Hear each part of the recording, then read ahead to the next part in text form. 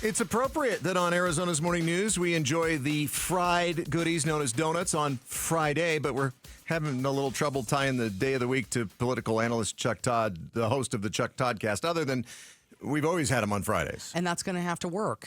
We're gonna go with that, Chuck. Are you okay? I'm okay with it. You know, my first job, we used to have, it was bacon, egg, and cheese Fridays. Ooh, really? But that was when I was in my 20s, right? When you felt like you could have one of those and it wouldn't sit with you like a rock all day, you know, right? I don't think these donuts are any lighter. Yeah, they're not exactly light eating, Chuck. I'm not sure. Those aren't diet donuts. Yeah, No. But they don't have bacon and cheese melted on them yet, right? Oh, no, I need those separate. But, you know, I'm weird. Hey, apparently, Chuck, the Trump administration is going to continue to hit the president's critics with legal actions. Even former Trump officials, John Bolton was his U.S. security advisor. What is going on? This is about, don't forget the feature here for Trump is not convictions. It's in some ways harassment, right? Which is, you made my life miserable. I want to make your life miserable. And even if this is 2 months of a distraction, 6 months of legal bills, whatever it is, the conviction isn't the point. It's the feature is the indictment. It is the harassment, and that's what he wants out of this. And it's anybody. And these aren't going to. The Bolton case probably at least gets to trial. I don't think the Comey case even gets to trial. Bolton case will get to trial because with classified documents in this town, you can. That's one of those things you ramp up, ramp down. We overclassify things. And so the likelihood that somebody that works in the National Security Council brings classified documents home is something that happens, I think, to hundreds of people over time.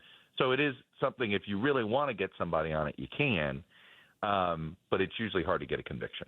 Yeah. Have you heard anything from any legitimate sources that, he pulled a Sandy Burger and, stuffed some documents down his pants? This appears to be something in more of a little bit more of closer to what Biden appeared to have done, which is sort of thinking, I'll make a copy of this. I want this for a book, or I want this for, he wasn't selling it. He wasn't doing it this other thing. So, and it doesn't appear he put it down his pants. That's comforting in a really, really odd way. I wish, it's one of those things you're like, this actually happened. Welcome to America. Yep. All right, I'm switching topics on you here. Donald Trump, is he going to authorize full military operations in Venezuela? It seems like we're being pretty aggressive.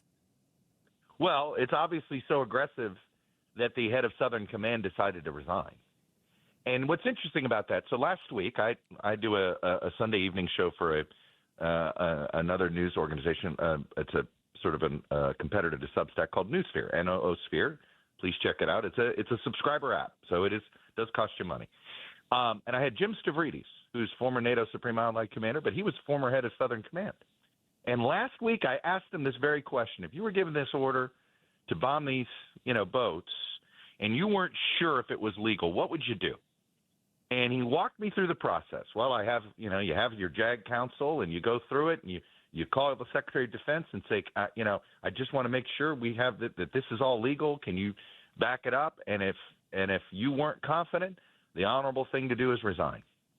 Well, lo and behold, the head of Southern Command has resigned. So, look, I do think we have we don't know really understand the authorization here and the intelligence here. And this is where Congress has really fallen down on the job.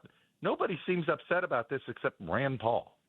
And the lack of congressional oversight on this, if this were any other administration, Democrat or Republican, I promise you there'd be a thundering sound of frustration from Congress going, show us your rationale. Where's the intelligence? And none of that here. And it's this is part of the, there's so much in the Trump agenda that you sort of get lost sometimes on stories. But it looks like members of Congress here are dropping the ball on this one. Yeah, and you're not wrong about JAG. I was in Qatar as I was exiting Iraq, and I was at the air base there, and there was an air commandant from Britain showing me this giant floor where you had all of the drone footage playing on these giant screens. And he said, most of those people down there are lawyers telling us if we can actually fire or not. So if these are legal targets. That's right. Yeah. Right. These are legal combatants of war, and that's the real question here. Are these legal? Are these really? Are these combatants? Right? Trump is claiming they are, loosely saying these drug cartels are sort of terrorist combatants, but this is incredibly untested legal theory. Wow. all right. Thanks a lot. Chuck Todd there, host of the Chuck Toddcast, which you can find at thechucktoddcast.com. Thanks for watching Arizona's Morning News. Click to watch more from KTAR News and hit the button in the middle to subscribe.